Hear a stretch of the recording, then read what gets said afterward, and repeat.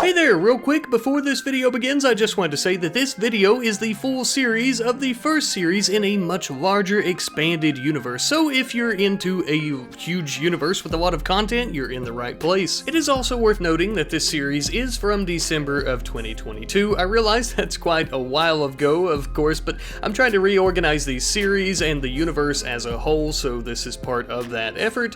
And also it's worth mentioning because the audio isn't exactly up to par for my normal standards nowadays, but it does get better as the series goes along. But without further ado, I hope you enjoy. I found myself wondering what would it be like in RimWorld to start a massive logging company where our main and basically only export is timber, and we try to become millionaires off of timber. So I decided to try and find out.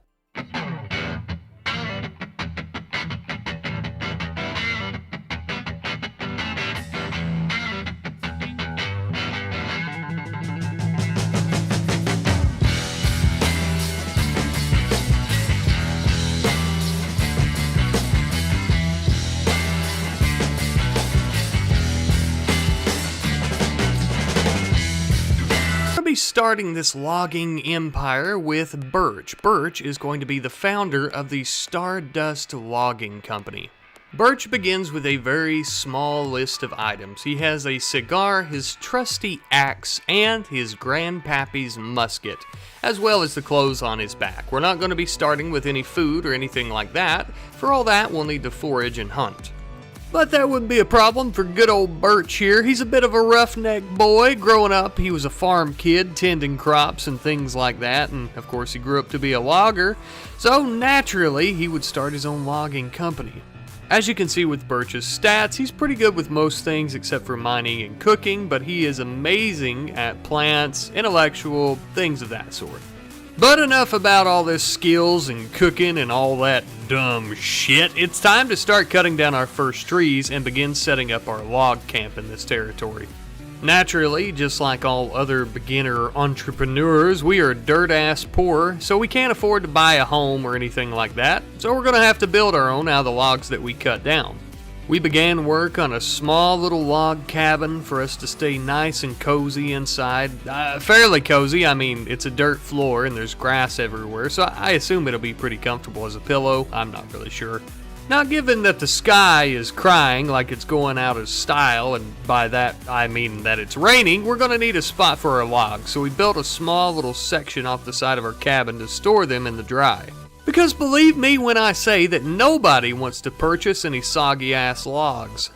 Now, moving all that timber out of the wet, rainy rain and into the dry has made Birch a little bit peckish.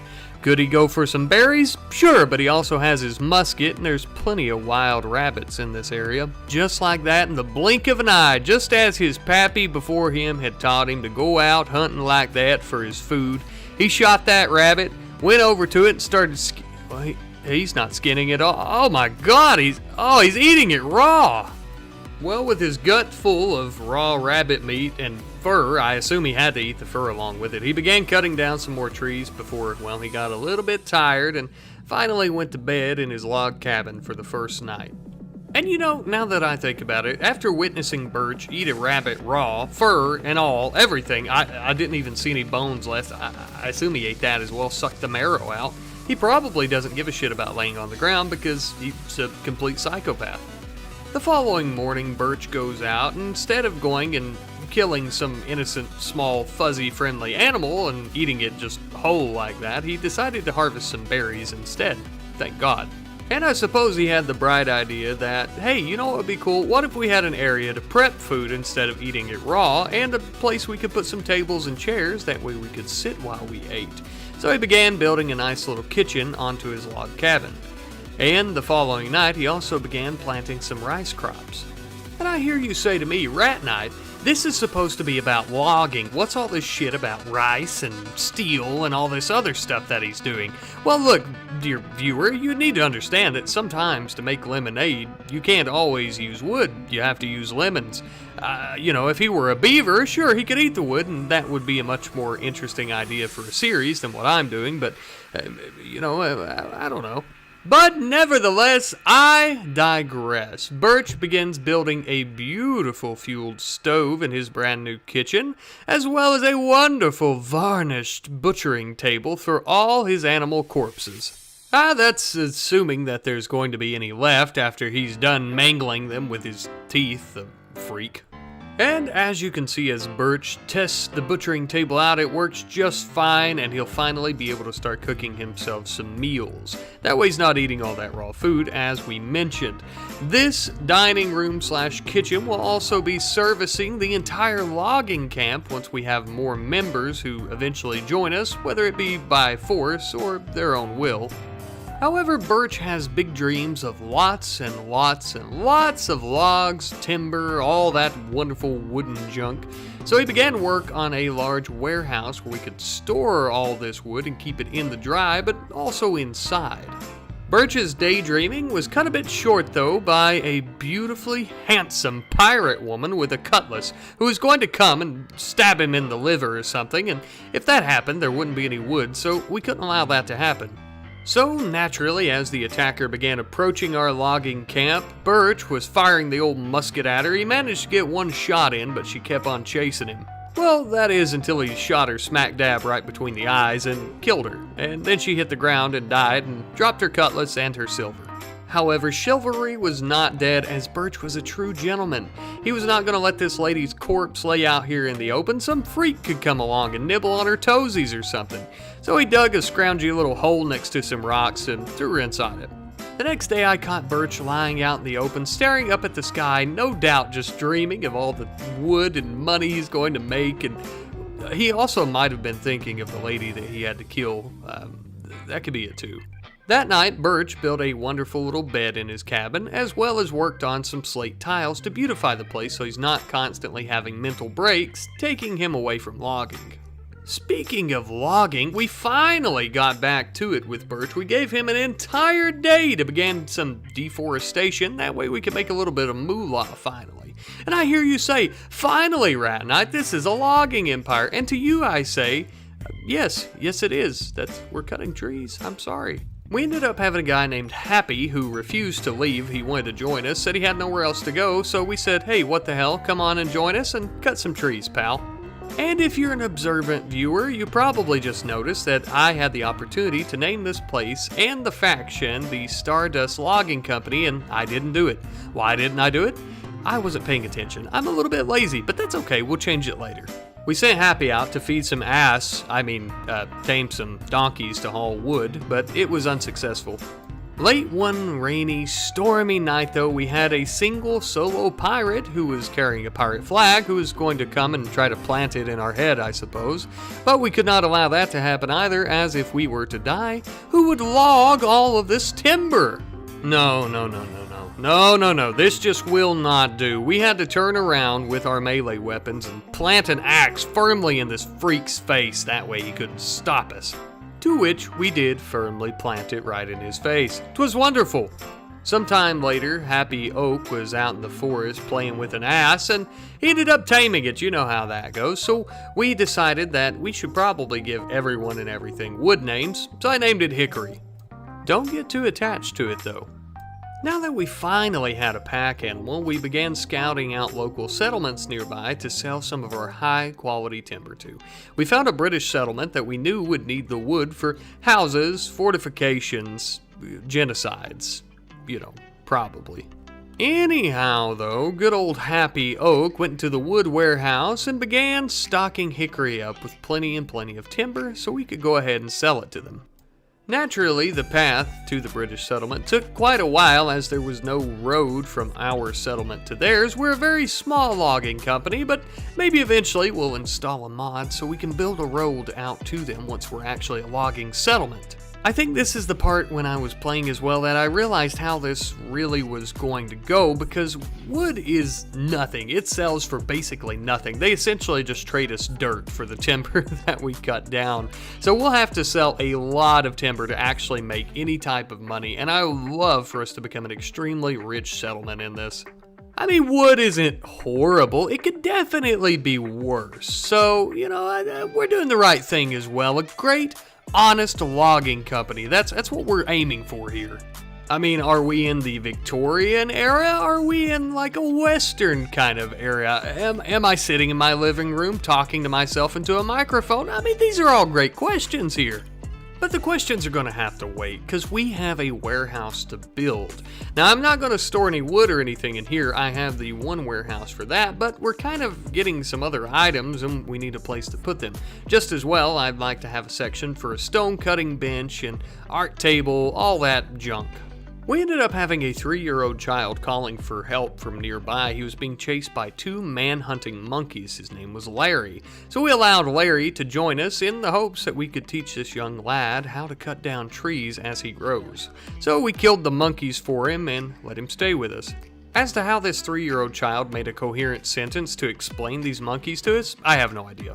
Sometime later, we had a Thromboian person. That's a person who is like a humanoid thrombo thing. Anyhow, they had a club and they were coming to sack us and beat us over the head with it. So naturally, we can't allow that to happen, because if we die, then there's no timber, as I've mentioned, so we are going to have to kill him. Or, since he's not dead, I guess we could brainwash him into joining us and force him to cut trees. So that's the route we decided to take. We decided to try to recruit this Thrombo person. The problem with that was he wasn't very happy about being stuck in a little room and talked to every so often, and he decided to try and have a prison break. He was almost successful as well. He even was brandishing Birch's rifle, but Happy Oak did not like this and came in with his cutlass and started slicing and dicing. During the event, poor young Larry was hiding in the corner. This was the second time he was injured by the Thrombo person, though. The first time he lost an arm, the second time he lost his hand. So he's not very good at manipulation, as you could imagine. So Happy Oak had the bright idea that we should install a wooden hand on this child's little stump arm. That way he could at least draw his little floor drawings with something other than his teeth. And also that way he wouldn't be totally useless.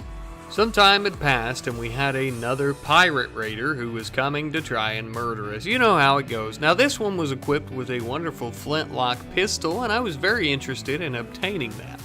Now while the pirate was planning out his raiding plans, we ended up recruiting the Thrombo man, thank God. Now he's on our side and he can help us kick ass.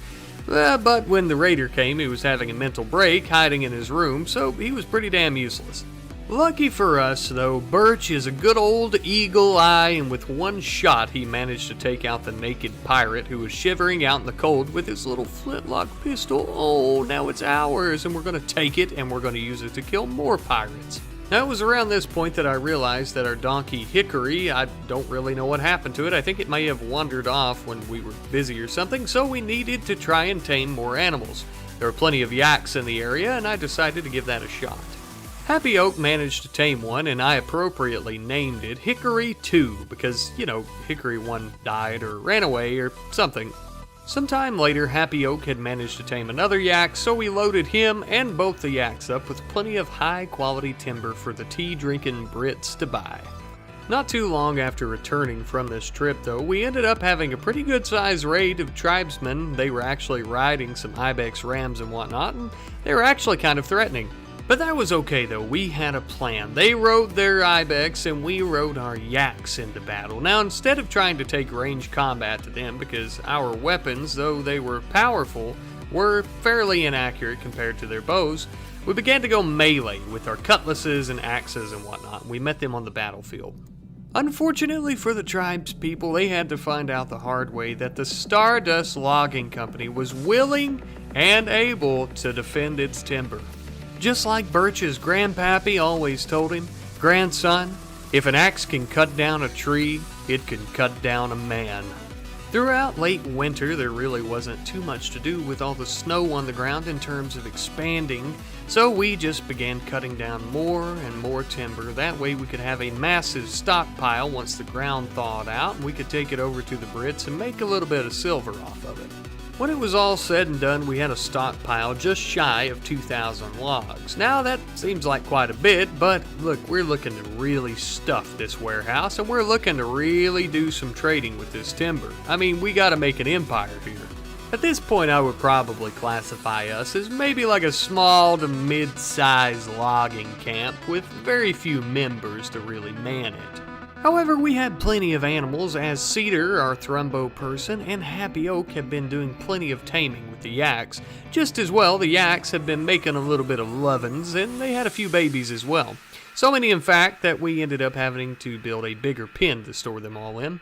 And this larger pen would be perfect because we plan on having lots and lots of inbred yak babies to carry all of our timber over to the Brits and the French and the Prussians and honestly anyone who will buy it, but the Brits are closest to us right now. We began planning our largest timber caravan yet to the British settlement.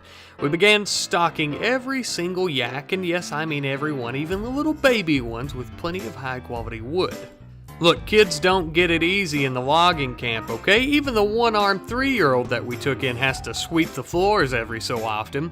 Yes, sir, indeed, though, our little logging camp was really coming along. We were all finally happy, we were all finally making some money, and really that's all we all wanted to do.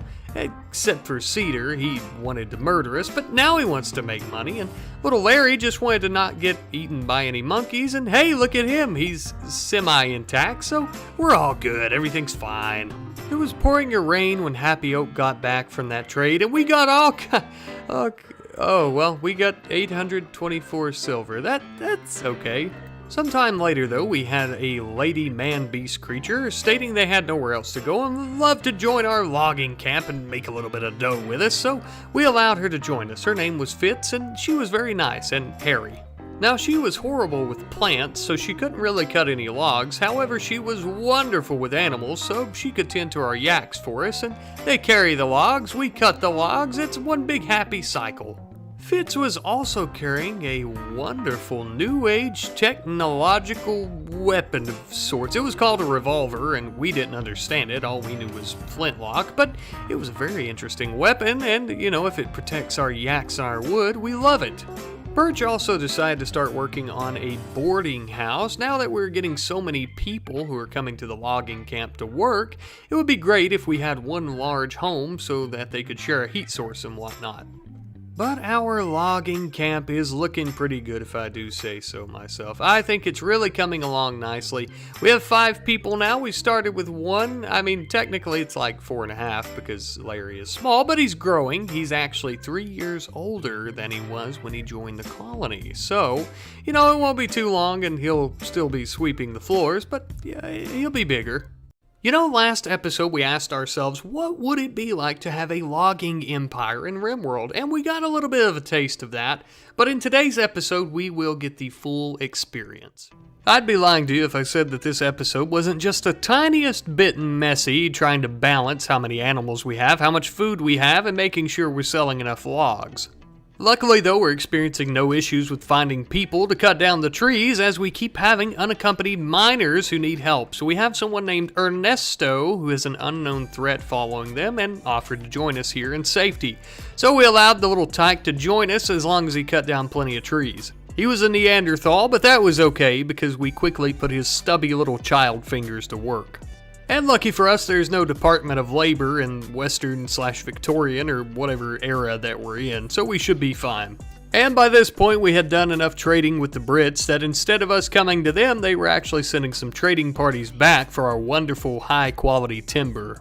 We also found out that the threat following poor little Ernesto was some man-hunting rabbits. It's nothing that we couldn't deal with, but we decided to hide inside our logging camp and let the Brits deal with them for us. It's the least that they could do. Unfortunately, word had spread to unwanted tribes as well as scurvy pirates that we had a really kick-ass logging company going on here, so naturally we continue to get raided, but luckily this goes about as well for them as you would expect. Sometime later though, after we pulled all the arrows out of our organs, our shins, our groins, all that good stuff, we were all sitting around playing some horseshoes. And now that everyone was feeling better, it's time to get back to business. We sent out a caravan with all our animals and whatnot, with just shy of 2,000 wood to sell to the Brits. Good old Happy Oak started stuffing all the yaks with as much timber as he could in every single crevice, and I mean every single crevice. Would this wood bring in millions of dollars? No, but it would bring in a pretty penny. And, we didn't get into logging for the money, we got Oh yeah, wait, yeah we did. In the meantime though, Birch had a brilliant idea. He thought to himself, I'll build a bank to keep all this silver that's just lying around in. This way, if anyone wanted to head over to maybe, say, the French settlement and buy some stinky cheese to eat or something, they'd have to ask Birch for his pretty pennies he's been earning. We ended up having someone named Kibby, who was running from an unknown threat, offer to join us here at the logging settlement if we would protect them from the threat. Naturally, we accepted, and I'm glad that we did because the threat was nothing but a smoke spewer. We were very grateful to have Kibby as well because she was wonderful at cutting down trees for us to sell, which is perfect because that's, kind of the whole point of this. Our logging crews cut those trees day in and day out until their little arms just couldn't take it anymore and they had to come back the next day. Things were unfortunately not always hunky-dory though, as we were always getting the occasional tribal or pirate raid, and in this case it was a bunch of scurvy, filthy pirates. I would be lying if I said that these pirates were not much more difficult than the tribes that we had been battling. I mean, for God's sake, they have flintlock weaponry. That's basically God-tier weaponry. Anyhow, though, we couldn't let them take our timber. We just couldn't. But unfortunately, though, it seemed no matter how many scurvy pirates or filthy inbred thrumbo people we put down, 2 more always arrived in their place to try and steal our timber. But luck had been on our side so far because we had always prevailed in battle against the attackers. Cause there ain't nothing that's gonna stop this wood wagon baby. We're about to make some moolah. Naturally, we loaded up another massive caravan of timber to sell to our happy customers. Unfortunately, some time later though, a massive group of scurvy pirates who were trying to hunt down our caravan followed us back to our logging settlement. This battle would actually be a game changer, and unfortunately, we would experience our very first casualty. Poor Larry Sapling was murdered by a filthy, scurvy pirate. But we had no time to think, only to react as the battle was still raging. Happy Oak cried out in pain as the boy who was so close to him, almost like a son, died. Happy Oak scooped up the young boy off the cold, icy ground and carried him to his final resting place, where he would be mourned by everyone. Jesus Christ, that got dark. Sorry about that. Let's get back to the logs. We ended up enslaving one of those pirates to force to go on our trade caravans in case we needed any logs hauled or any shit scraped off our boots. If our filthy pirate slave is lucky enough, maybe he'll even get to give his life for the Stardust Logging Company. That is honestly the highest achievement that he'll ever be able to give. Birch ended up realizing that his loggers were getting a little fizzled out and they were a little tired of playing horseshoes in the snow, so he built them a beautiful little tavern with a wonderful poker table and some nice wine racks. If all else fails, Kibby seemed to enjoy playing poker by herself, so that's a win. Happy Oak also found some wonderful gold ore in the side of the mountain that we could add to our riches in our bank. Our small fortune, as well as all of our timber, have really put us on the map. We were becoming a bit of a bustling town, so we decided to build some wonderful street lights so we can see. It's worth noting as well that hauling all of this timber comes with a lot of cost, like trying to feed all of these animals. We're getting ready to have to make a massive growing area to try and feed them throughout winter. I can't tell you how many times I've had to buy hay off the Brits or the French. We had just over 5,000 some logs lying in our warehouse, and even with as many animals as we have, we still can't haul it all at once.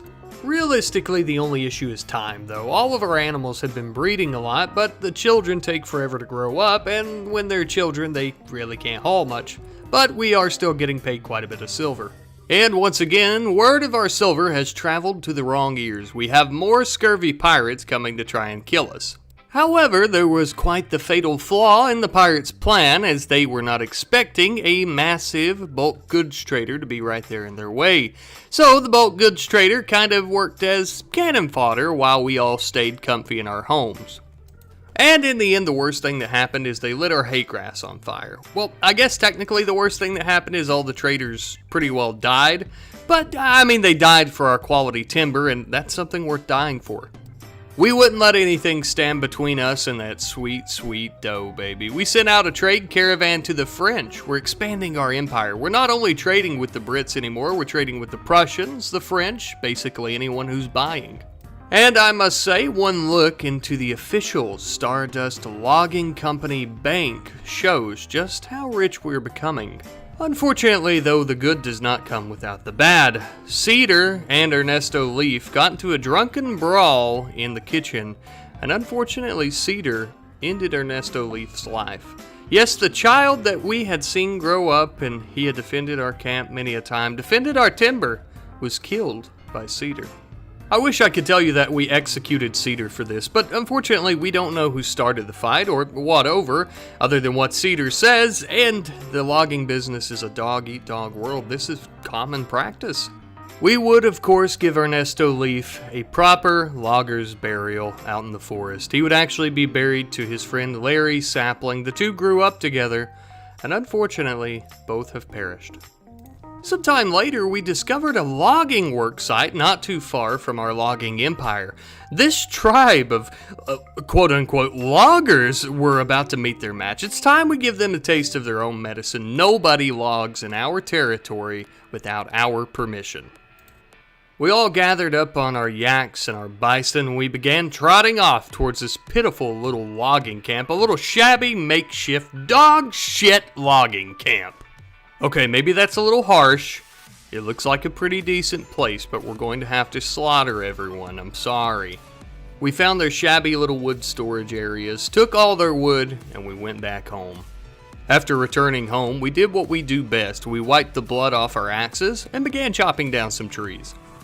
Collectively, we had almost achieved our dreams. We were finally a logging empire with a fortune of our own. We were all cutting down trees and hauling back the lumber in unison to sell to the other colonies.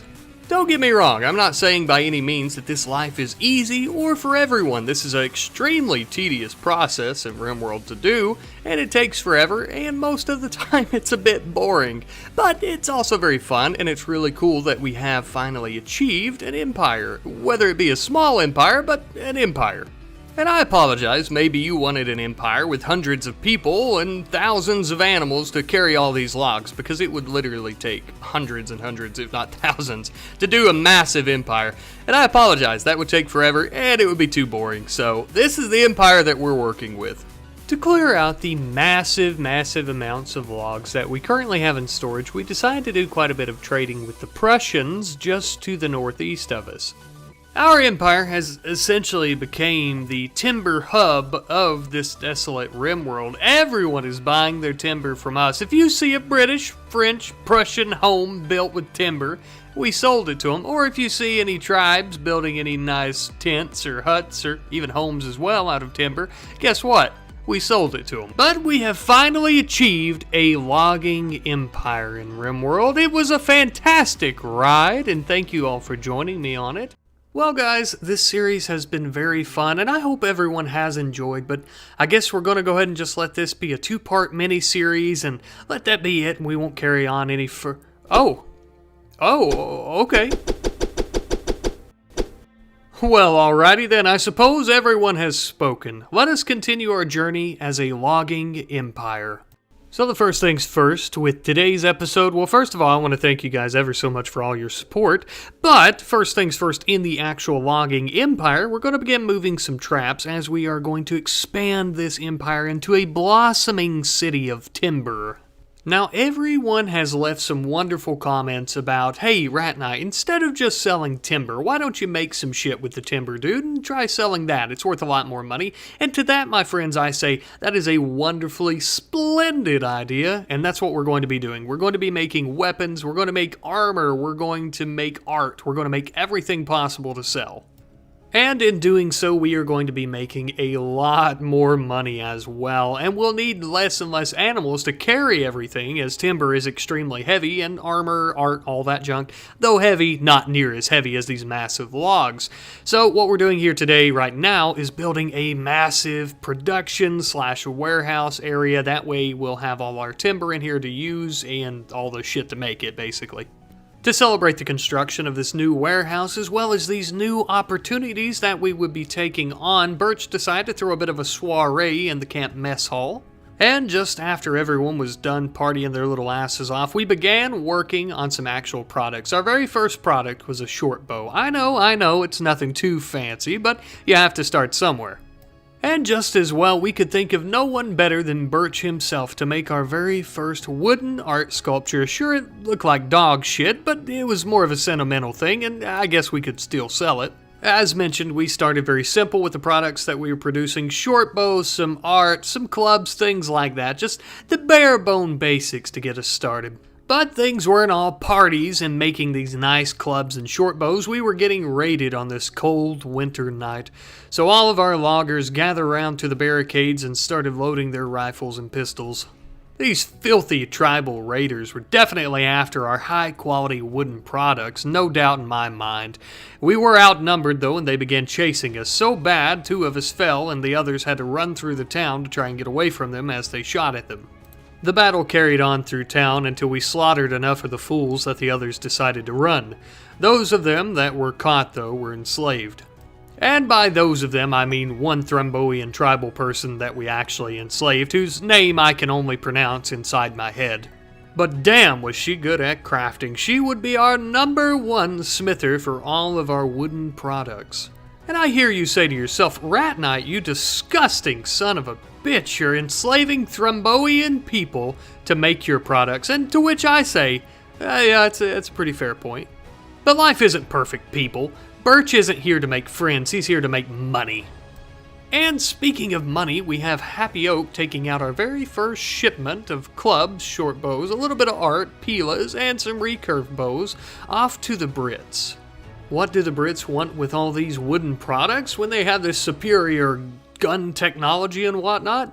Well, I don't really know, to be honest. I just cut down the trees, I make the stuff, and I sell the shit. I don't really care as long as they put a little bit of silver in my pocket. And here's something a little controversial. I am selling off our baby yaks and bison and things like that. Yeah, I know, it's not wood, it's not timber, I get it, okay? But I feel like that is something that loggers would do if they no longer need those animals. And I get that the counter-argument to that is probably, well, Rat Knight, why can't you just eat them? Well, that's a lot of damn babies to eat, okay? It's a little bit too much food, and we really don't need that. We'd rather make money. Speaking of money as well, something to address is most of the settlements don't buy furniture like chairs and things like that, thus why we're making weapons and armor and things like that. Maybe in the future we could look into adjusting that so we can force them to buy that kind of stuff, but as of right now we're just sticking with weapons and armor. A little bit later, the British came to us with a little bit of an offer. They had a high-value prisoner who was sick that we would have to take care of for 15 days. Now, in exchange for doing so, they would actually give us a colonist who would come here and work in our logging city. Thus, we accepted. Now, with such a growing population of loggers and slaves, we decided to build a much larger section onto our mess hall. That way, everyone has enough room to eat. Because God forbid any of these loggers and slaves that have had their arms and legs shot off, they've lost fingers and eyes, and they've slept out in the snow next to fallen trees and all this crazy badass shit, go 5 seconds without sitting at a table to eat their meal because they will go batshit insane. But that's how it goes, I suppose. I mean, it is a pretty sweet table. I'd be pissed if I couldn't sit there and eat too, I guess. Anyhow, though, Kibby ended up making our very first grand wooden sculpture, and it looks horrible. It's actually awful quality, so it was basically a huge waste of time, but that's alright. We'll make a few pennies off of it, I suppose. We also ended up having a warg self-tame, which was nice. I ended up naming it Fester. The name, of course, is from the show Wednesday, as well as the Addams Family with Uncle Fester. We also made the warg a beautiful buffalo wool scarf to wear around his neck. In the meantime, though, our Thromboian slave thought it'd be a great time to have an open rebellion against all of our loggers. Kibby thought that this was a horrible idea and thus busted through the door of the warehouse, dual-wielding rifles, and just started blasting at her. And this shit got really cool really fast. The slave runs into the warehouse, runs to the nearest flintlock pistol, and then takes cover, and a shootout begins in the warehouse between her and Kibby. Hearing all the commotion going down in the warehouse, and by that I mean all the bullets whizzing around, Cedar decides to bust through as well and start firing his pistol at the slave. But given how inaccurate the weapons are, Cedar and Kibby decide to rush her with their fist and just beat the shit out of her, and they finally stop her. Sometime later, good old sick-ass prisoner Roy is finally ready to depart, so we send him back home to the British, and we end up getting our colonist that was promised to us. His name was Alvarado, and he was going to be the logging city's new cook. He was no stranger behind a stove, you could say.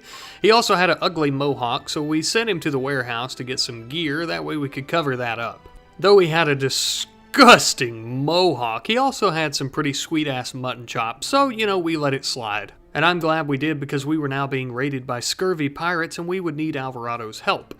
These scurvy pirates actually had a very interesting person along with them named Carol, who claimed to be Birch's daughter. I know, scandalous. Could this be true? I'm not sure, but she's coming to kill us. All the pirates began scampering towards us on foot with their blunderbusses and whatnot. As we were all mounted on yak and bison, we began firing upon them.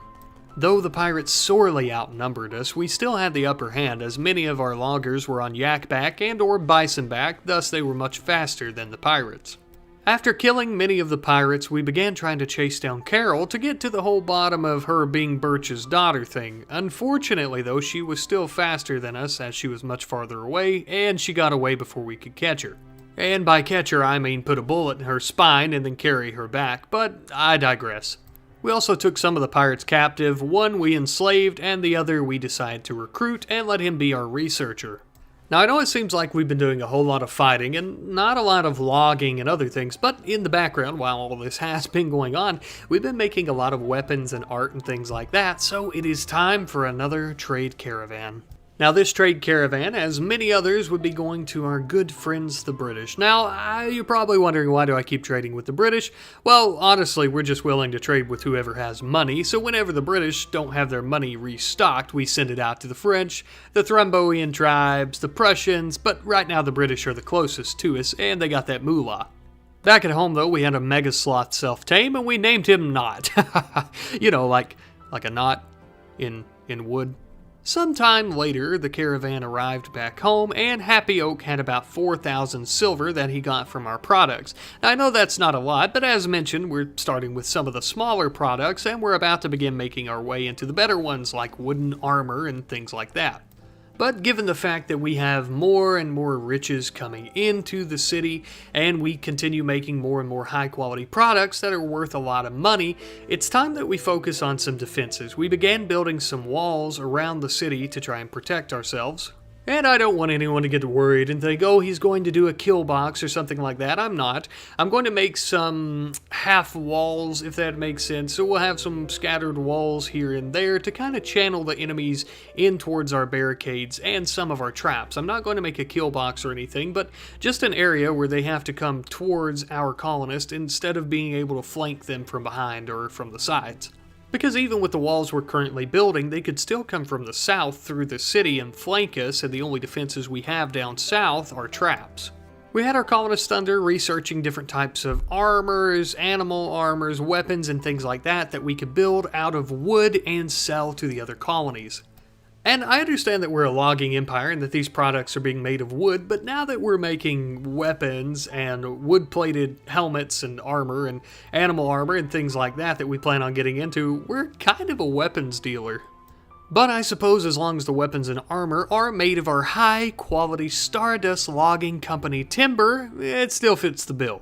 Now, given the fact that we keep getting raided by these scurvy pirates with some decent quality technology that they keep attacking us with, I decided to research cannons and begin placing some pivot cannons at certain sections of the city to protect us. It's kind of like a mortar, except the shells are just steel and it can fire pretty close to itself. Sometime later, I noticed that our colonist Alvarado had a little bit of a forbidden love situation going on with our slave Ingy. For God's sake, man, what are you doing? You know what? I don't give a shit as long as you're cutting trees and making things out of them.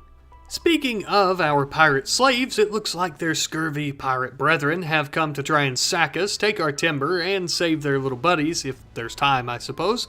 Unfortunately for them, though, our pivot guns had other things to say about that. We were luckily able to mutilate quite a few of the pirates with our pivot guns as the cannonballs rolled through their legs like butter, but they still outnumbered us quite a bit given that there were just so many of them, I suppose, so we ended up having to make a strategic retreat back into the city as we normally do. But a little while later, after everyone was healed up from the battle, we had our wood workshop in full force. We were pumping out recurve bows, maces, wood plate armor, and we had stacks upon stacks of small wooden sculptures. Unfortunately, though, our production would have to take a hiatus for a moment as we had some man-hunting rhinoceros enter the area. The animals were very angry and very horny, get it because they have a horn, but Birch was even angrier and very horny as well. He even went at them with his own trusty axe, trying to kill many of them. He and a few of our other loggers were severely injured during the battle from the rhinoceros, but luckily they would survive. We shoved some of this random plant that we found in the wilderness into their festering wounds, and that seemed to do the trick. Sometime later, after we had some big-ticket items like the high-valued wood-plated helmets and armor, as well as many small sculptures, and we were just bursting at the seams with small sculptures, we decided to load them all up into a caravan, though, and send Happy Oak out with them to trade. This would be the highest valued trade caravan yet, and realistically, we could fill this entire warehouse full of armors and whatnot, and make much more money, which we do plan to do. It did take a little while for this trade caravan though, as we went to the British and then also went to the French, as the British did not have enough money to accommodate us. With this trade caravan, we ended up making 6,113 silver. Now, I know that doesn't sound like a lot in the grand scheme of things, but keep in mind, once again, this was a fraction of the warehouse. We could fill the entire warehouse full of armors, animal armors, things like that, grand sculptures, and all of this we do intend to do to make moolah, baby. Plenty and plenty of moolah. And realistically, if you haven't noticed just yet, with the bank, we ended up having to build the bank bigger to fit more of our money. I started using pallets as well, as with pallets you can stack 4,000 silver, and with the double shelves or whatnot you can only do, I think, 2,000. So we're going to be using pallets from here on out to try and store all of our silver. After a brief hiatus due to a small lesser-known holiday called Christmas, we have now returned to our Logging Empire series with episode 4. And let me just say, God, does it feel good to be back. For today's episode, I want to begin by talking about some new items we're going to be creating to sell. We're going to be making some musical instruments, that's right, drums, harps, harpsichords, maybe pianos, probably not, because they take steel, but who knows. We sat Birch's big ass down at the researching table and didn't let him get up until he researched harps. And then we forced Kibby to get started on, making some harps. You know, because, we're going to sell them. I mean, for God's sake, are you people even listening? I just said that. We created our first harp, and it was only normal quality, but that's okay. We get a little bit of silver out of it anyhow. We also set up a new room in the warehouse solely for creating drums, uninstalling drums, and then hauling them to the shelves. And you know, now that I think about it, it's probably not that bad to make pianos, because for drums we have to use different types of leathers and wools anyway, so it's not all wood, and neither are pianos, but I didn't make any in this video just because. Just because why, Rat Knight, I hear you say? Well, listen, George, I assume that's probably your name. You sound like a George. I don't know, I'm lazy. Get over it. And I also have a little bit of a throat cold, as you could probably tell, so I sound just a tad bit squeaky. It fits with the rat aesthetic. After building and hauling our very first set of drums to the shelves, we also began working on some wooden prosthetics. We began working on wooden feet. We only made about 2 of them because I kind of realized that this takes an ungodly amount of time and it's just not worth it. We could build harps and whatnot in that time, and they would be worth a lot more than the wooden prosthetics. Another bright idea I decided to have: instead of selling our baby animals, I decided to murder them, use their leather, and make drums. That way we're all happy and, we're not getting silver from selling animals, we're just selling, their skin. Stretched across a piece of wood that we hollowed out and tricked somebody into thinking that it was a musical instrument. I mean, we're really the only loggers on this planet, so nobody really knows the difference. Except for me, of course. I know the difference. But it'll be my little secret. Alright, creepy ASMR voice aside, I'm really happy with how the colony's coming along. We truly are shaping up to be an empire. Look how beautiful this place is. I love seeing these colonies in the snow as well, like these Victorian era, colonial era kind of colonies. It's just, I love it. I don't know, especially around like this time of year. Wonderful, absolutely wonderful. Fitz also seemed to really enjoy it, as I found him drunkenly passed out in our library. Sometime later, we had a wonderfully large group of Thromboian tribespeople who were coming to murder us. They intended on breaching our walls. Luckily, I planned for this and had only built, well, half-assed walls, so they would have to come and fight us directly. And lucky for us, most of our loggers were much better shot with their rifles and pistols than Birch ever wished to be with a cannon. Though I must say he did get lucky a few times. I think we all got lucky quite a few times, as a lot of our traps killed most of the tribespeople as well. We fired at them in the freezing snow long enough that they finally decided to flee after we slaughtered many of their tribes members. And they were ever so kind in leaving a few of them behind, that way we could enslave them and force them to cut down trees and make art and whatnot. Or we could even brainwash them and force them to kill their own tribespeople that left them behind to die in the snow at our hands. Oh, only time will tell. But enough about slaughtering tribespeople, let's talk shop. Let's get down to brass tacks, as they say. For this episode's first trade, we're going to have an inventory of the following: 51 drums, 17 harps, 15 wood plate helmets, 8 small wooden sculptures, 6 grand wooden sculptures, 5 wooden warhammers, 5 wooden recurved bows, 3 wood plate armor, 3 great bows, 2 pilas, 1 short bow, and 1 wooden club. You wouldn't believe how many takes it took for me to get that right. I'm going to tell you, it took 3 tries. That's right, I know, it's pretty impressive. Anyhow, though, we are going to take out this very first inventory load, and we are going to trade with the Brits, the French, and I believe we also trade with a friendly Thrombo tribe.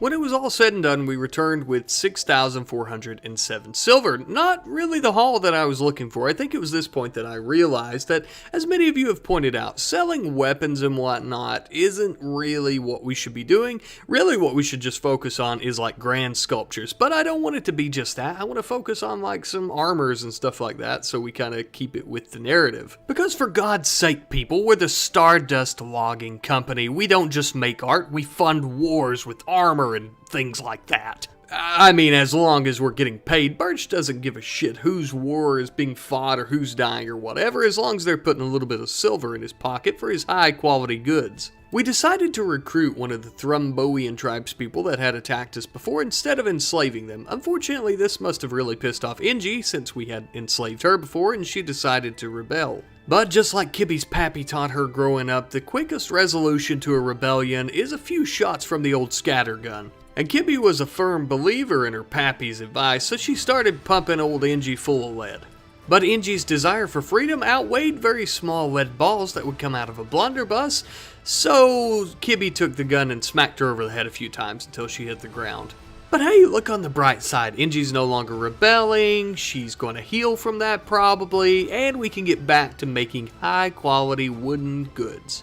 Actually, before we get back to producing goods, Birch decided to take most of the loggers out on a little bit of a mega sloth hunt, and I must say, they were pretty successful. He thought it a bit of a thank you for all the hard work that they had done. Nothing says thank you like going out and murdering some gentle giant animal for fun. A little bit of time later, we ended up recruiting the other Thromboian tribesperson who previously tried to murder us, but now they're our pal, and they're going to help out around the place and maybe clean or scrape some shit off the ground, I don't know. But the population growth didn't stop there. We had someone named Everett calling from nearby, saying that she would come here and cut down trees, basically free labor, if we would essentially provide her food and shelter. Naturally, we accepted. She had a pretty decent plant skill, so she was actually going to be our dedicated logger. We had a lot of people switched over to crafting and things like that, and I'd have to manually switch back and forth to get wood, yada yada, so this would be perfect. Everett cut down several trees and hauled the logs all the way home for us, while the other loggers played in the town square with some local wildlife. Good kitty cat. We also began a designated tree growing zone within our city limits, that way in case something were to happen, like a fire or something, we would at least have this to fall back on. And during this time, I must say, business was booming. Production was in full swing. We were making drums, we were making art, we were making armors. It was a wonderful time. Production was going so well, in fact, it was finally time for another large caravan to trade with the Brits and the French, etc., etc. Alright, so in this trade caravan, we had a smaller selection of items, but we had more of the items that made more money, essentially. This time around, we had approximately 63 drums, 38 wooden plate helmets, 9 wooden grand sculptures, 13 wooden small sculptures, 13 wooden plate armor, 2 harpsichords, and 1 single pila. Other than the singular pila that I think we got from a raid possibly, these big ticket items would really be bringing in the moolah. So naturally, Happy Oak set out with a few of the other loggers and a slave or two or something of that sort to trade all of our wonderful high quality timber goods. And this time around we made some real money. We made 19,338 silver on one singular trade caravan. That was amazing for us. It was so amazing, in fact, for us that we had to build more pallets to hold all the stacks of silver, and just as well, we ended up having to take out many of the large shelves that were in there to make room for pallets that could hold more. But when you do as much trading with everyone as we do, word gets around, and just as I've mentioned many a time, it also gets around to the wrong ears, such as this extremely large band of pirates who are going to come and slaughter us and try to take all of our money. It's also worth mentioning we had a few people from a bulk goods trade caravan that got killed by the pirates as well, but they weren't our people, so we didn't care. Throughout this cold, snowy night, all you could hear was the crack of mortars and flintlock weaponry just being fired in the direction of the pirates. It was a true sight to behold. And I truly believe it was the sheer desire of our loggers to keep pushing forward and to survive that won in the end of the day, because this was no longer just a logging company, this was our home. And to show these pirates that we were truly hell-bent on protecting our home, those that had fallen and not died, we decided to strip them, not just because we'd like to have their clothing, we could make that ourselves. We wanted them to freeze out in that cold. We wanted them to be taught a lesson. But a little while after committing war crimes against enemy soldiers, we decided to mine out a section of this small hill next to the logging city and begin setting up a massive room for nothing but drums because they just take up so much damn space. After setting in the walls and a beautiful fireplace to keep the place nice and warm and whoever's in there working building the drums, we finally began production on our first set of drums in the new warehouse. But I hear you say, Rat Knight, drums are not a big ticket item. I thought you were doing big ticket items, you big dummy. Well, unfortunately, George, I did say that. But we have so much leather and whatnot, I don't want to just sell it or just sell the animals.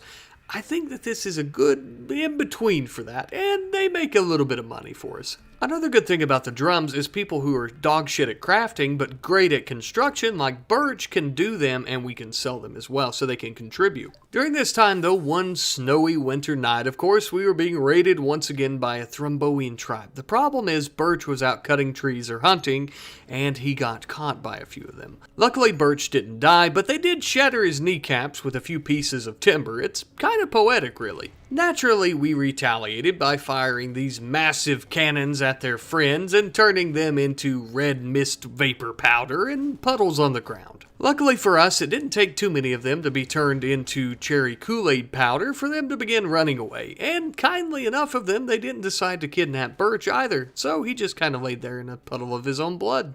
But you remember how earlier I said they shattered his kneecaps with logs? Well, turns out I was wrong. They actually shattered his kneecaps with metal axes, and by shattered kneecaps, I mean that he was missing a leg. And by that I mean he actually lost his leg in like episode 2, but we're going to pretend that it happened in this battle because it'll be the perfect excuse for me to make a mechanical leg for him. And I must say it takes forever to get these mechanical limbs done. They are wonderful, but they literally take days of constant work to make. They're well worth it, but they take forever. Happy Oak brought the mechanical leg to his good old friend Birch, and luckily for all of us, the surgery went off without a hitch, no problems, no nothing, and he would sort of be able to walk perfect again. He would have a slight limp, but that's okay. And to end this episode with a very happy note, our slave Bacchus was impregnated by our slave Olive Branch. The two had been in love for quite a while, so I decided to make them their own little room and gave them a double bed, and I guess they finally got it on. They must have had a lot of sexual tension as they've been together for quite a while. And that brings up a good point. If two RimWorld slaves have a baby, does it come out as a colonist or does it come out as a slave?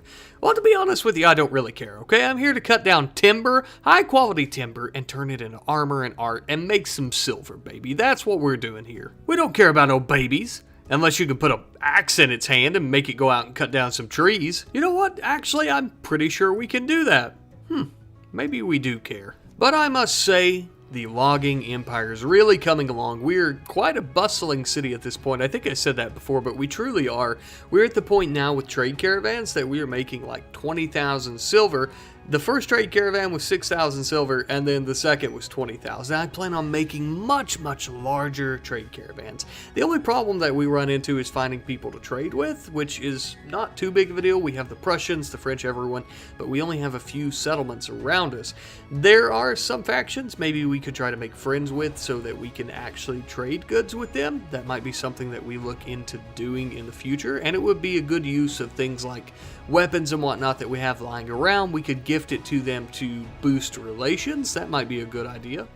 You know, we keep getting a lot of comments where people are saying, hey, you should build a silver castle with all your silver. Hey, what are you going to do with this series? Hey, I want to see some more inbred yak babies. Well, today, people, I and the echo in the room are going to be answering your burning questions. All of the questions except for the one about the inbred yak babies. Your interest in those babies is a little bit concerning to me. Anyhow, let us begin. Now, unfortunately, I do have some awful news to start the episode today. Our slaves, Olive Branch and Bacchus, are breaking up after Olive Branch got her pregnant, mind you. How disgusting! But unfortunately, things like this do happen, as we do not live in a perfect world. Even if Olive Branch is going to be a deadbeat, the rest of us will help Bacchus take care of that baby. And just to add to the list of our problems, we currently have a heat wave ongoing. Looks like we're going to have to build some passive coolers so we don't all die of heat stroke. But if you thought our problems stopped there, you're very much wrong, as we now have a large group of pirates who are coming to blow up our walls and slaughter everyone and take our precious lumber. But naturally, of course, as always, you know we're not about to let anyone just waltz right in and slaughter all of us, so we all gathered around the wall that they were destroying so that we could pepper their asses with lead balls. Unfortunately, though, we were outnumbered quite a bit, so we began making a strategic retreat towards our defenses while the pirates continued destroying a lot of our settlement. But we couldn't let them destroy our home. We met the pirates out there in our cornfield, and blood was shed. We rained hellfire down upon them. Thankfully, we killed just enough of the pirates to make them retreat, but we knew that they would be back, most likely in much larger numbers. Would we be ready the next time that this happened? A bit of a spoiler alert. No, we won't be ready, as we only have so many members, and our technology essentially consists of cannons and flintlock weaponry. You know, there's no machine guns or anything like that in this, so we're just gonna have to do the best we can. A few days later, we had began reconstruction on the town, but everyone was still extremely on edge from the battle. Thunder was so on edge, in fact, he had a mental break and decided to try and murder one of our new Thromboian recruits. Naturally, if we could stop one logger from killing another, we would do so, so we quickly knocked Thunder out and then took him back to his house. But I'll be damned if a few days later we didn't get another fair-sized raid from a bunch of Thromboian tribespeople who were looking to murder us. You know, the pirates caught us with our pants down, but this time we had a belt on, and we weren't about to let these Thromboians jerk our pants off. We met the Thromboians in the town square and began firing upon them. Even our slaves picked up arms and began just cutting them up with axes and really anything else that they could find. And lucky for us, at the end of the day, we made it out without any casualties. Many of our people were injured, our slaves as well as our loggers, but nobody died, so that's a win. But now that all the shitty news is out of the way, let's talk about some good stuff. Bacchus is about to give birth. Ah yes, joyous day. Finally, a new member of the family to love and care for, and more importantly, to teach how to cut down trees so we can make a profit. Birch, as our leader, has named the child Tree, a fitting name for a child born in a logging empire, I feel. But, you know, we've talked a whole lot about getting raided and babies being born, and during this time we've also been working on our inventory for our largest trade yet. So the current inventory is as follows: 108 drums, 35 wood plate helmets, 16 wood plate armor, 12 wooden grand sculptures, 9 wooden short bows, 6 wooden reef curve bows, 4 wooden clubs, 3 harpsichords, 2 pilas, and 2 wooden great bows. Now, naturally, of course, we didn't make the weapons, we only made the armor, the art, harpsichords, etc., etc., But we did get those from a raid, and they're just going to take up space on our shelves, so we might as well sell them. And this caravan's going to take quite a while because we have so much inventory and we have many stops to make, so it'll be a little bit before we see them again. In the meantime though, Bacchus decided to use the nice devil strand we grew over the summer to make a nice feathered hat for Birch. Every great emperor has a crown, and this devil strand hat would suffice as Birch's. And finally, after many days had passed, our caravan had returned home. And after all was said and done, we returned home with 25,302 silver. We also ended up returning home with a little bit of our inventory. We still had our harpsichords, as no one had enough money to buy them.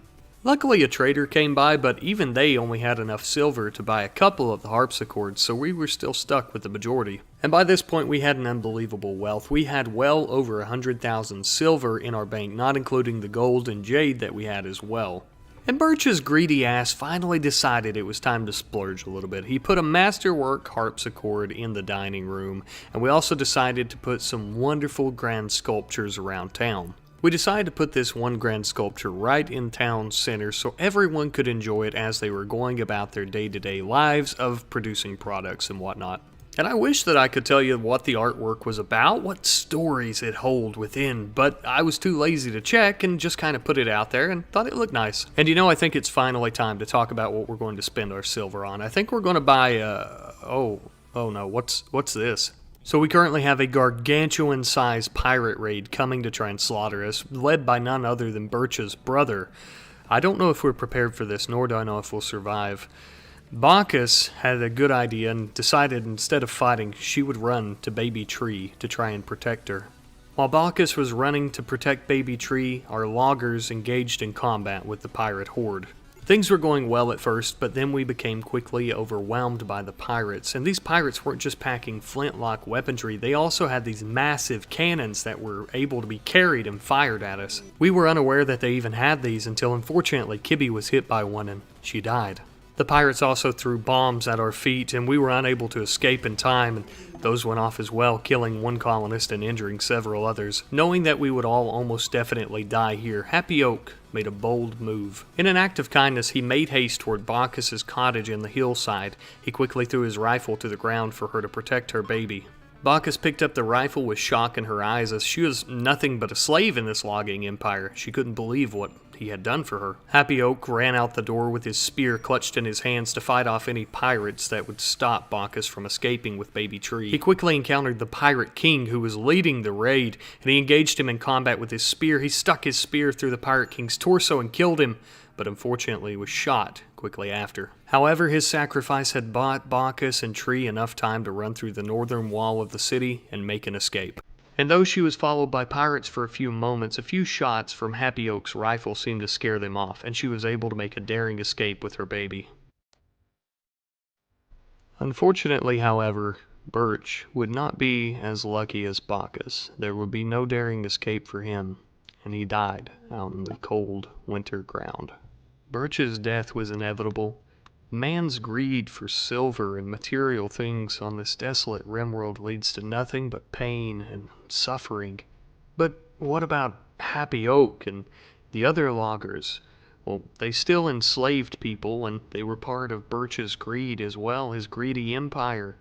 And the slaves that died, well, at least they found some type of release in death. But truly, was anyone innocent? Even the Thromboian slaves and pirate slaves that we had, they were still Thromboians and pirates who were coming here to kill us, to take our silver.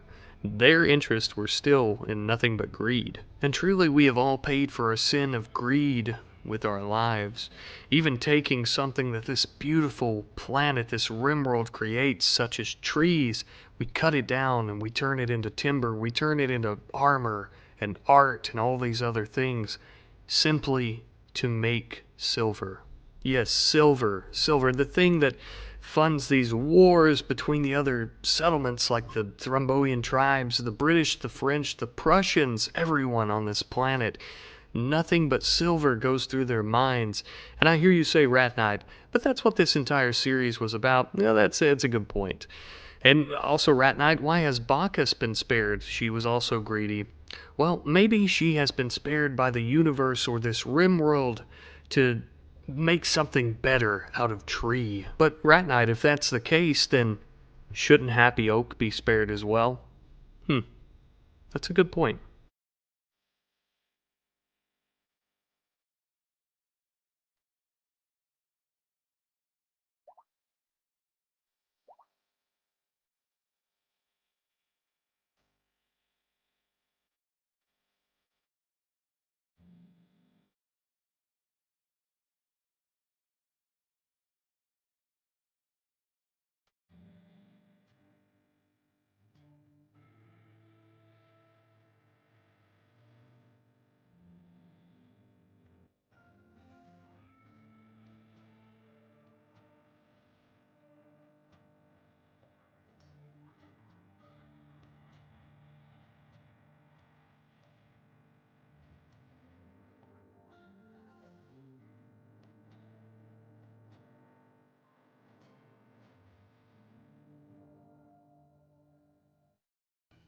We return to the remnants of our once great logging empire, now reduced to nothing but one man, Happy Oak, and his yak, wandering around in the snow for shelter.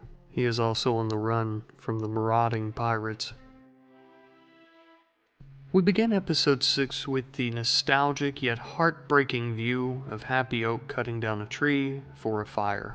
Fortunately, he found the cloak on the dead Thromboian tribes member who had been slaughtered, but unfortunately it was still not enough to keep him warm. And just as well, a nice campfire would keep any predators away, and that way Happy Oak would not be eaten by wolves or wargs or anything of that sort.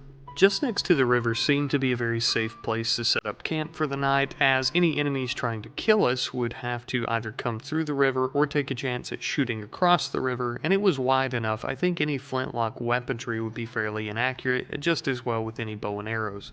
Now, the water in the river was very deep, and the current was extremely rapid, so instead of walking out into it, Happy Oak had the bright idea to take all the wood and build a nice pier. Now, Happy Oak was missing a bit of protein in his diet. Sure, some wild berries would probably keep him alive, but if he was going to get his strength back, he would need to eat some meat. Now, instead of trying to go hunting with his pistol, which would probably not be very good, he decided to go fishing, of course. Thankfully, Happy Oak was very lucky, and he managed to catch a massive bluefish from the river. He then took it over by his campfire and began cutting it up on the ground with, I suppose, some sharp rocks, just before actually cooking it up on the fire so that he would be able to eat it. After eating the nice fish meal that he cooked up on his campfire, he was obviously a bit tuckered out from all of the traveling he had done today and decided to go ahead and go to sleep. And he would need the rest as well because we had a very big day ahead of us. Happy Oak had a daring idea. He was going to try and take back the logging empire. But the problem was, he didn't have any soldiers, he didn't have anyone, so he had the idea to go to local settlements and see if he could find any recruits. Thankfully, just before fleeing the logging empire when it began burning after the pirate raid, Happy Oak did manage to take quite a bit of silver along with him. And that silver would be what we would use to entice people to join us. Happy Oak's journey on Yak Back did take quite a while, but after some time we finally arrived at the British settlement. After looking around for a moment, we realized the only person willing to join us was a small orphan child who would join us for 800 silver, so we accepted. After arriving back at the French settlement, we then found 2 slaves who would be willing to join us for compensation. And don't worry, Happy Oak is a changed man. He doesn't plan on keeping them as slaves. He plans on paying them in wages and emancipating them after. The 2 slaves agreed to this arrangement and began heading back to the logging empire with us. When we arrived at the logging empire, the rain was pouring down upon us. This was very appropriate, as the empire was still in shambles, still a very tragic sight to behold. There were many pirates still guarding the area, as they were unable to crack the safe to the bank. Thus, they had to guard the area while the others left to find some type of explosives to use on it, which would very much work out in our favor, because the less pirates guarding the area, the better. We found many weapons by all the pirate corpses that we could use to try and retake the empire. Our two slaves, as well as our young Thromboian Lurcott, began gathering up all the flintlock pistols and rifles they could find so we could finally begin. It didn't take very long for the pirates to catch wind that we were here. Thankfully for us, one of our swivel cannons was still in working order and had some nearby ammunition. After the shootout began, it went on for a very long time. We took cover behind barricades, we took cover behind buildings, anything really we could find, corpses, and we began firing at the pirates. We managed to kill quite a few of them with our weapons, but unfortunately still many of them remained unscathed. They began a strategic retreat back into our warehouse where they would take refuge. Naturally, of course, Happy Oak and his men chased them back to the warehouse and began surrounding the doors. The idea would be that Happy Oak would go around to the opening and barge in while the others kicked in the doors and started firing at the pirates. And just like that, Happy Oak gave the signal. He began charging in but was downed very quickly. The others kicked open the doors as mentioned and began firing at them. Unfortunately, though, the pirates were very sturdy, and two of them even began ganging up on the small child Lurcott. Luckily, though, Lurcott was a very badass child and whipped out a saber and just started stabbing them until one of them died. The other pirate began to flee. Unfortunately, we were unable to stop him before he escaped to tell the others what had happened here. But it would take a very long time for the pirates to regroup and form up a massive raiding party to come and try and kill us again. So we did have some time. Enough time, hopefully, to try and get everyone healed and get out of here. Also enough time for Happy Oak to speak with the men and discuss their compensation as well as their emancipation. Everyone except for the young Lurcott, who I suppose would now be taking on a role as Happy Oak's apprentice. Happy Oak came out to the center of town in the pouring rain to reminisce on old times and old memories. Then it struck him. He had an idea. Though Birch was a filthy, slaver, awful, greedy human being essentially, he was still Happy Oak's friend at one point, and he has paid for his sins with his life. So Happy Oak decided to give him a proper burial in a silver sarcophagus. He came out to the battlefield to pick up his old friend one last time and bring him home to his final resting place in the center of town by the art. And Birch's sarcophagus had some very interesting art engraved into it. It states that the depiction is of Birch building a spike trap with a gleam in his eye. It says that the work symbolizes hunger, a hunger for silver perhaps, or greed in general. But with the pirates in this area finally defeated, Happy Oak discussed with the two slaves about compensation, quickly paid them, and he emancipated both of them. They are now free. And though this story is one about greed and the troubles that come along with man's greed, it could also be a redemption story for Happy Oak and people like him as well. Happy Oak walked into the bank and took as much silver as he could, not for greedy purposes, but simply because he and the young Lurcott would be leaving the area and they would need silver to buy food and temporary housing and that sort of thing on their journey. And at that time, I don't think Happy Oak or Lurcott even knew really where they were going, but simply that they were going to try to get away from this area and start a new life somewhere. Happy Oak even took Lurcott in basically as a son, his young apprentice, to take care of him and to help him grow as a young man, just as he would have with young Larry Sapling, who died, and baby Tree, who he helped escape with her mother.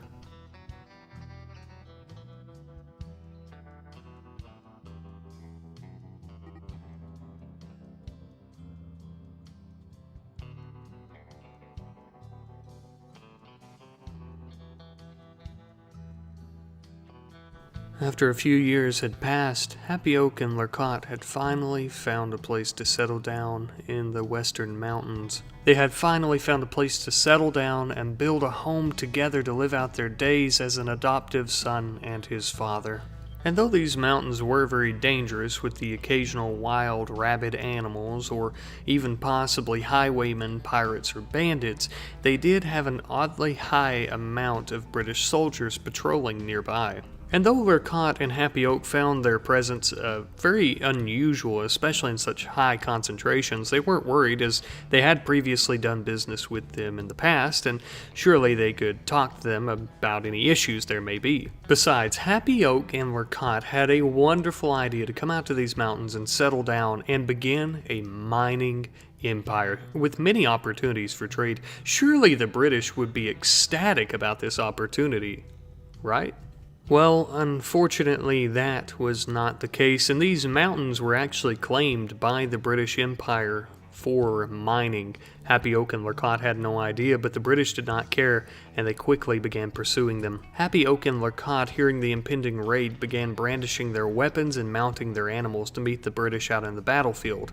Unfortunately, though, they were very quickly overwhelmed by them. After being beaten down and humiliated and defeated by the British soldiers, they were then carried out of the territory as prisoners. Unfortunately, our Redcoat allies had finally turned on us, many of them not even ever hearing the name Happy Oak, as the logging empire had fallen so many years ago. The only name that was known to them was the greedy Birch. And with our heroes defeated, it would appear that their story had finally come to an end.